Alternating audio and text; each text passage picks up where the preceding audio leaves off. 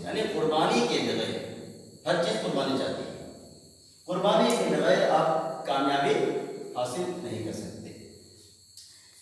अब हम जिस उम्र को पहुंच चुके हैं, अब हमारे पास कई चैलेंजेस हैं, कई चैलेंजेस हैं।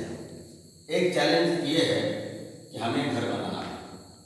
बहुत सारे लोगों का घर नहीं है ना, ज्वाइंट फैमिली में, उनका एक चैलेंज है कि हमें घर बनाना है। दूसरा चैलेंज है उसके पास है उनके छोटे बच्चे, उनको अच्छी तालीम देनी है। तीसरा चैलेंज है कि बेटी अगर बड़ी हो रही है तो उसको शादी है ना। कई तरह के टेंशन अब हमें घेरना शुरू कर दिया है, जो आज से 10 साल पहले या शादी से पहले हम क्या थे, आजाद थे, किसी तरह कोई फिक्र हमें नहीं थी। अभी एक तो है कि हम अपने माशरे में, जो हमारा माशरा है, जिस इलाके में हम सांस ले रहे हैं, यहाँ हम लोग की जो जिंदगी है हम मरमर के जीते हैं। हम कैसे जीते हैं? मरमर के जीते हैं। हमारे पास किसी पास मोटरसाइकिल है, कुछ पैसे सोचते हैं बहुत आ रहा है, लेकिन हकीकत में उनकी कोई जिंदगी नहीं है उनके मुकाबले में जो बाहर की दुनिया में हम देखते हैं।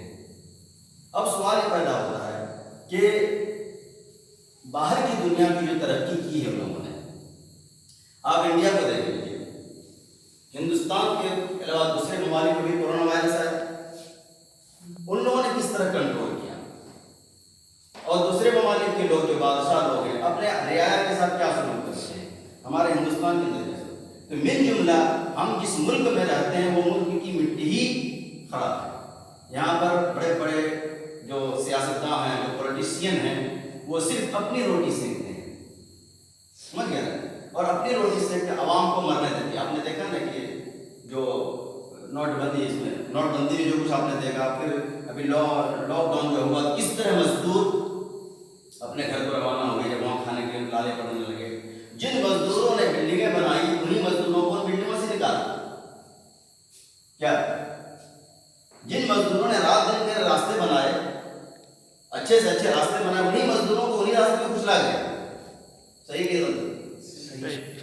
तो वो मुल्क कैसे तरक्की करे, वो इलाका कैसे तरक्की करे? तो मुझे तो अभी पूरी दुनिया की फिक्र नहीं है, मुझे फिक्र है अपने नौजवान की, मुझे अपने गांव की फिक्र है। मैं कुछ आज आपके सामने बात रखूंगा और इंशाल्लाह हमारी कोशिश आगे बढ़ेगी। तो उस पर अगर हमारे नौजवान, आज से मैं कई साल से कोशिश कर रहा हूँ, तो हालात इस्लाम दुनिया में कब से शुरू हुआ है? हजरत आदम अलैहिस्सलाम से, हजरत आदम अलैहिस्सलाम से। कई हजार साल तक दुनिया ऐसे रही, रसूल आए, पैगंबर आए, चले गए, इस्लाम पूरी दुनिया में नहीं फैला। नबी करीम सल्लल्लाहु अलैहि वसल्लम जब आए दुनिया में, आखिरी पैगंबर, इस्लाम पूरी दुनिया में वो एक हालात होते हैं, वो खुद अल्लाह ताला फैसला करता है हमें कब किस वक्त अपने नेमतों को हम पूरा करेंगे। तो हमने जब आज 2007 से काम शुरू किया, बल्कि 2004 से काम शुरू किया था, 2004 से अब तक वो कामयाबी नहीं मिल सकी। वो अल्लाह की मसलियत है, कुछ हमारी गलती रही है, हमारे अवाम में गलती रही है, चूँकि पुराने मिजाज के सोच के लोग हैं। लेकिन अब ये हालात हमें लगता है कि आप जैसे नौजवानों के अंदर थोड़ी सी भी इस्लाह अगर आप कर लेते हैं, अपनी नीयत सही कर लेते हैं, और खुद आप अपने लिए, दूसरों के लिए, अपने बच्चों के लिए भी अगर आप मुखलिस बन जाते हैं, आप सिंसियर बन जाते हैं, और आपके अंदर ये मोहब्बत पैदा हो जाती है कि हमारे बच्चे कल जा करके, देखिए दुनिया कैसे भी कमाएगा, इंसान जाहिल हो भी कमाता है, पढ़ा लिखा हो गया, कमाना भी बड़ी बात है। मुश्किल बात यह है कि हमें इज्जत की जिंदगी कैसे मिलेगी। हम एक स्टेशन पे खड़े हों, कोई आदमी हमसे सवाल करे, उसे जवाब देने की हमारे पास सलाहियत होनी चाहिए। हम प्लेटफॉर्म में टिकट कटाने जाए, वहाँ भी इज्जत के साथ देख सके, पढ़ सके। हमें कोई टारगेट करता है रास्ते में, हम उसको कैसे जवाब दे सकते हैं। वो चीज पाने के लिए इल्म जरूरी है, एजुकेशन।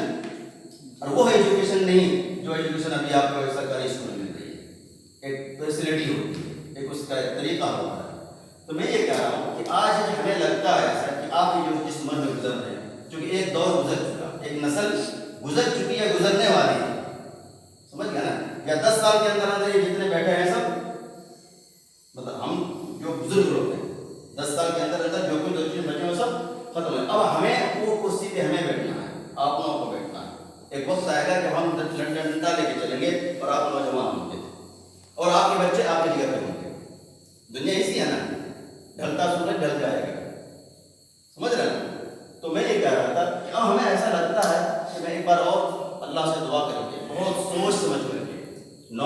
बाहर रह करके मैं अल्लाह से निगड़ा करके रो करके दुआ करके कि किस तरह कैसे हम अपने नौजवानों में ये चीज डाल दें। आपके बच्चे आपकी अमानत है, आपके बच्चे आपकी अमानत है, आपके बच्चे आपकी जिंदगी है, आपके बच्चे आपकी लाइफ है, आपके बच्चे आपकी दौलत है, आपके बच्चे आपका खजाना है, आपके बच्चे आपकी जिंदगी की पूरे अरमान है।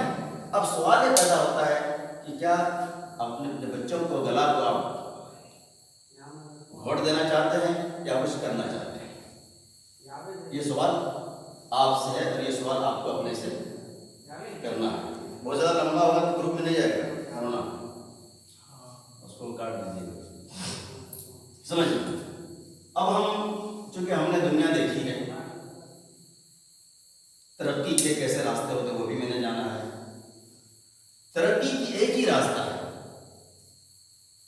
इंडिविजुअली आप कितने, इंडिविजुअली मतलब इंफरादी तौर पर अगर आप बहुत बड़े पैसे वाले हो गए, वैसे इलाके में बहुत सारे पैसे वाले लोग हैं, लेकिन उस पैसे से उसके गरीब पड़ोसी गरीब को कुछ मिलता नहीं है, क्योंकि वो इंसान सोचता हमने कमाई ये चीज हमारी है, समझ रहे। और जिस मुआशरे में ये खुदगर्जी आ जाती है, सेल्फिश जब आ जाती है, तो वहाँ के लोग एक तो अय्याशी में जिंदगी गुजारते हैं जिनके पास पैसे होते हैं, और दूसरे लोग तड़प तड़प के मरते हैं, समझ रहे।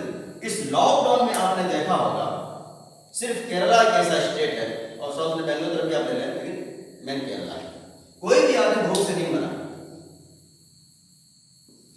और सिर्फ वहां के लोग नहीं, बल्कि हजारों मजदूर जो हमारे झारखंड और बिहार के फंसे थे, वो लोग भी भूख से नहीं मरे। लेकिन आप हजारों हजार लोग, और आज भी डेली 1000 लोग मरते हैं, हमें आपको पता नहीं चलता है। अल्लाह का शुक्र अदा कीजिए हम इस ऐसे इलाके में कि अगर हम बहुत शान से नहीं जी पा रहे हैं, तो मर के भी नहीं जी पा रहे, मतलब हमें खाने को मिल जा रहा है, खेती बाड़ी है, ये है, वो है। लेकिन वो आप तस्वीर कीजिए, वो आदमी, वो फैमिली जो भाड़े पर रहता और डेली कमाता, जो भाड़े पर रहता और डेली कमाता, फिर अपना घर भी ना हो, बहुत सारे लोग ऐसे हैं जो डेली कमाना डेली खाना और फिर उनका अपने भाड़े पर रहना, वो लोग फिर पूरे फैमिली के फैमिली खुदकुशी करती है। लेकिन केरला एक ऐसा स्टेट है जहाँ पर हर तरह की मदद मिली है। अभी एक वाक़या है कि एक कुछ लोग गए थे गांधी के घर काम देने के लिए, टीवी पहुंचाने के लिए, जो ऑनलाइन पढ़ाई हो रही है। अब देखिए हमारे कोई आया पूछने के लिए नहीं आया, ऑनलाइन पढ़ाई के लिए सरकार की तरफ से टीवी दिया गया। तो जब गए देने के लिए, ये हमारी पार्टी के लोग आए, तो देखा उसका घर टूटा फूटा है, मजबूत आदमी और गैर मुस्लिम, मुसलमान नहीं। हमारे यहाँ सबसे पहले हिंदू मुस्लिम का नाम इस्तेमाल करते हैं, वहाँ पे इस पर तो देखा उनका घर हो गया, तो फौरन बना के दिया एक नया घर, लगता है जैसे झोपड़ी तैयार कर दी, एक नया घर बना के दिया, कम से कम 10 लाख रुपये उसको लगा। अब आप देखिए ये चीज कैसे मुमकिन हो गई वहां पर। मैं थोड़ा सा पीछे जाता हूँ, मैं कई साल से मदरसा स्कूल चला रहा हूँ, लेकिन मुझे कामयाबी मिल नहीं पा रही। क्यों नहीं मिल पा रही है? इसकी वजह यह है कि मैं अकेला हूँ। अगर हम 10 लोग इसमें शामिल हो जाएं या गांव के लोग शामिल हो जाएं, तो फिर जो नाकामी हमें देखने मिल रही है वो नाकामी नहीं होगी। और अगर मान लिया जाए थोड़ी देर के लिए, मैं मेहनत करके मैं करोड़पति बन गया, मैं बहुत अच्छा शानदार मदरसा बना दिया, बहुत अच्छा शानदार स्कूल बना दिया, आप लोगों की कोई इसमें हिस्सेदारी नहीं है, आप लोगों को उसमें कोई हिस्सेदारी नहीं है, उसमें कोई आपका पार्टिसिपेट नहीं है, आपकी उसमें कोई मोहब्बत नहीं है उसके साथ।